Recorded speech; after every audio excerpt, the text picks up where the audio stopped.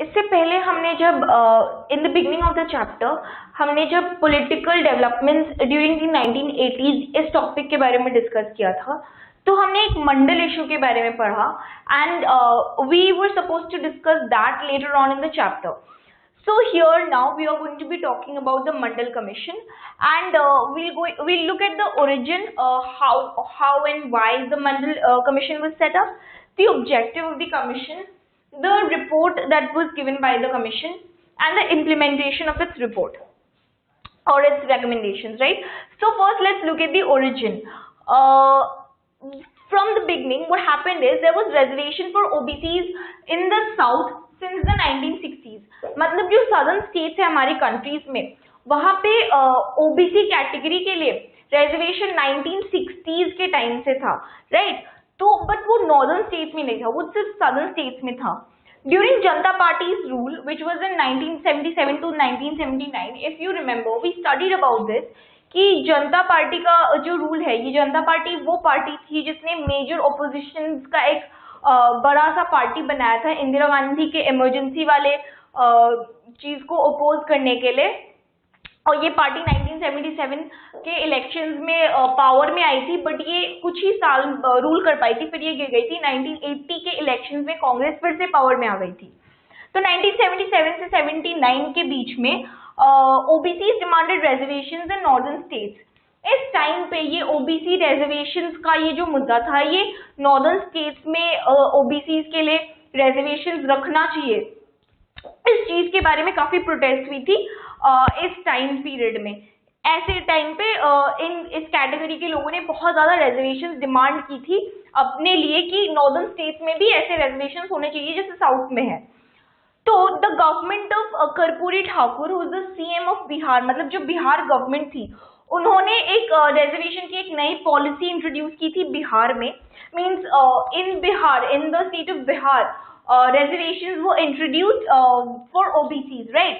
After this, the government set up the Mandal Commission. The MC here means Mandal Commission. तो बिहार में Bihar government ने reservations introduce किया अपने state में OBC category के लोगों के लिए. और इसके बाद ही, इस एक्शन के बाद ही जो सेंट्रल गवर्नमेंट थी हमारी, उसने मंडल कमीशन को सेटअप किया कि ताकि वो, अब हम ऑब्जेक्टिव्स में पढ़ेंगे कि मंडल कमीशन क्यों सेटअप हुई थी, ताकि ये रिजर्वेशन के मुद्दे की तरफ देखे और एग्जैक्टली रिजर्वेशन कितनी जरूरत है नहीं है, इसके बारे में क्या करना चाहिए. That was why the Mandal commission was set up. To look at the objective of the Mandal Commission, its work was to investigate the level of social and economic backwardness, identify the backward classes, and suggest ways to end this backwardness.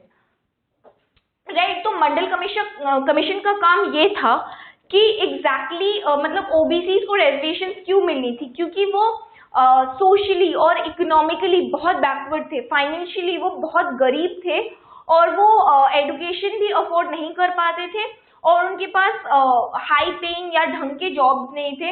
ऐसे category के लोगों के upliftment के लिए reservations बहुत जरूरी था. तो मंडल कमीशन का काम ये था कि वो पता लगाए कि इन कम्युनिटीज में या इन क्लासेस में एग्जैक्टली कितना सोशल और इकोनॉमिक बैकवर्डनेस है और इस मतलब एग्जैक्टली कौन कौन से ऐसे कम्युनिटीज है, कौन कौन सी ऐसी क्लासेस है, उन कम्युनिटीज को आइडेंटिफाई करे जिनमें ये बैकवर्डनेस है, जिन्हें रिजर्वेशन की जरूरत है, to be able to identify the backward caste और द बैकवर्ड क्लासेस, और वेज रेकमेंड करे कि कैसे इस बैकवर्डनेस को खत्म करे, कैसे हम लोगों की अपलिफ्टमेंट करें रिजर्वेशंस के थ्रू या किसी और कोई और सजेशंस हो जिससे हम इन लोगों का जो पिछड़ापन है, जो इकोनॉमिक और सोशल बैकवर्डनेस है या एजुकेशनल बैकवर्डनेस है, इस चीज को हम खत्म कैसे करें. तो मंडल कमीशन की जो रिपोर्ट थी वो 1980 में आई थी और 1980 तक जो ये जनता पार्टी की गवर्नमेंट थी वो फॉल कर गई थी, राइट? उस वक्त फिर से Congress had been reelected. So anyway the Mandal commission gave its report in 1980 and उस रिपोर्ट में ये था कि the Mandal commission recommended 27% seats to be reserved in educational institutions and government jobs. It also made other recommendations like land reforms in order to develop the conditions of these backward castes, backward classes. तो मंडल commission said कि ये OBC जो category है या SC ST जो ये categories है सारी, इन सबको रिजर्वेशंस मिलनी चाहिए और 27% रिजर्वेशन इनको मिलनी चाहिए। मतलब 27% सीट किसी भी गवर्नमेंट इंस्टीट्यूशन में ऐसे लोगों के लिए होना चाहिए और गवर्नमेंट जॉब्स में ऐसे लोगों के लिए 27% सीट्स रिजर्व्ड रहना चाहिए।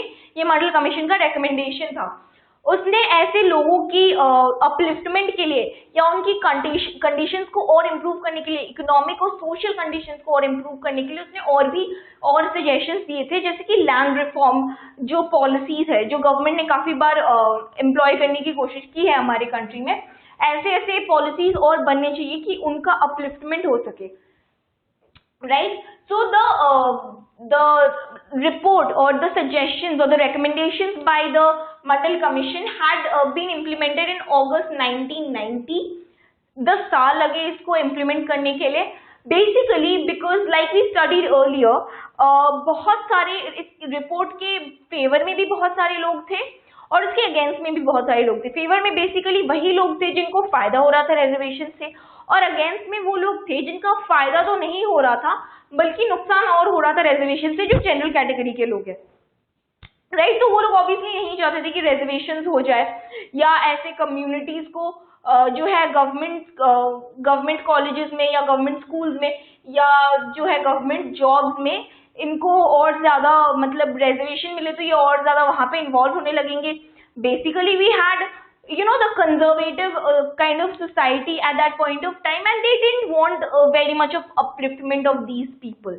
They wanted the social hierarchical status कि वो जैसा है, जो hierarchy maintain हो रही है वो वैसे ही maintain होती रहे और ऐसे लोगों को upliftment कराने का कोई जरूरत नहीं है। ये थी वो conservative mentality जिसकी वजह से बहुत ज्यादा anti मंडल जो स्पार्क्स है, एजिटेशन है, वो बहुत ज्यादा होने लगी थी। ये लोग मंडल कमीशन के रिपोर्ट के अगेंस्ट प्रोटेस्ट कर रहे थे, राइट। तो एनीवे मंडल कमीशन का ये रिकमेंडेशन 1990 में इम्प्लीमेंट हुआ था। उस वक्त नेशनल फ्रंट जो ये कोalition था जिसके बारे में हमने अभी अभी पढ़ा, जो नेशनल फ्रंट कोalition गवर्नमेंट था जिसमें Janata Dal was the major party and there were a lot of other several regional parties and a lot of small parties which were supporting the coalition. तो इस coalition government ने मंडल कमीशन के recommendations को implement किया था and as a result of this implementation, इस reservation को introduce करने की वजह से there were a lot of agitations and protests in North India. मतलब ऑब्वियसली लोगों को ये पसंद नहीं आ रहा था कि ऐसे लोगों को हम रिजर्वेशंस दे रहे हैं, तो जनरल कैटेगरी के लोगों के लिए वो नुकसान कर रहा है क्योंकि उनके लिए सीट कम हो गई है। फिर पहले जब रिजर्वेशंस नहीं था, the entire institution could have been filled with general category people, nobody would say anything, but now there need to be a certain number of seats reserved for people of this category, right? So this was the reason why there were a lot of people speaking against the reservation. They were anti-reservation and there were a lot of people who were supporting the reservation. तो ये obviously वही लोग थे जिनको फायदा हो रहा था reservation की वजह से और जिनको जरूरत थी reservations की in order to be able to uplift their social condition, their economic condition, since they were so poor, since उनकी इतनी they were not able to get into educational institutions and they were not able to get government jobs. क्यों नहीं मिलता था उन्हें? क्योंकि जो ये हायरार्किकल जो स्ट्रक्चर है हमारे सोसाइटी का, इसमें ये जो दलित्स थे, जो हमने दलित्स का प्रोटेस्ट देखा भी था पहले, दलित पैंथर्स बन के ये लोग जो मिलिट्री मूवमेंट कर रहे थे, मिलिटेंट मूवमेंट कर रहे थे, तो क्या होता है कि ऐसे ये जो स्ट्रेटा है सोसाइटी की, ऐसे क्लास या ऐसे कास्ट के जो लोग हैं, इन्हें बहुत ही मीनियल किस्म का काम दिया जाता है करने के लिए। They are never allowed to rise up in society. ये पूरी कम्युनिटी को बहुत ही ज्यादा गंदे नजरों से देखा जाता है, बहुत ज्यादा दबा के रखा जाता है and they are always treated as something less, something that's just not as good as us. So ऐसा इन लोगों के साथ बर्ताव किया जाता है। तो रिजर्वेशंस की बहुत जरूरत थी ऐसे लोगों को। अब अगर रिजर्वेशंस आ जाती हैं तो जो सोशल हायरार्की है वो बिल्कुल शेक हो जा रही है। These people are allowed to study in the same institutions जहाँ पे जनरल कैटेगरी के लोग पढ़ेंगे। तो ये इनका जो माइंडसेट है वो उसके बहुत ज्यादा अगेंस्ट जा रहा था।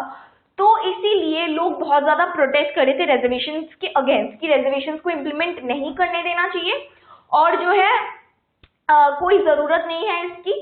और बिकॉज इफ रिजर्वेशंस वो बीइंग इम्प्लीमेंटेड तो ये जनरल कैटेगरी के एक तो ये नुकसान करेगा कि उनके लिए सीट्स कम हो जाती है, but even then they would not even like the upliftment of these societies whom they have considered so menial and so much below their status. So this was what happened in the Mandal issue. The commission recommended, actually ये जो report था इनका, this was given out after they had conducted a survey in educational institutions, जहाँ पे उन्होंने देखा था कि जो बैकवर्ड क्लासेस का नंबर है उन इंस्टीट्यूशंस में, जो बैकवर्ड क्लासेस की प्रेजेंस है वो बहुत कम है। बहुत ही कम बच्चे हैं ऐसे कम्युनिटी से, पिछड़े हुए कम्युनिटी से, जो इन इंस्टीट्यूशंस में पढ़ रहे हैं। तो अगर रिजर्वेशन होता है तो वो और बच्चे आएंगे पढ़ने के लिए, उन्हें रिजर्वेशन मिलेगा, उन्हें इजीली एडमिशंस मिलेंगे ऐसे इंस्टीट्यूशंस में। So that is why this report was given by the Mandal Commission because of its survey, because of the survey it had conducted. तो और इसको इम्प्लीमेंट करना भी बहुत जरूरी था, but then again the people who were not being benefited by this had a lot of problems with it. So that is why there were a lot of agitations against the reservations, and there were a lot of protests organized by people in the northern part of the country because of the reservations.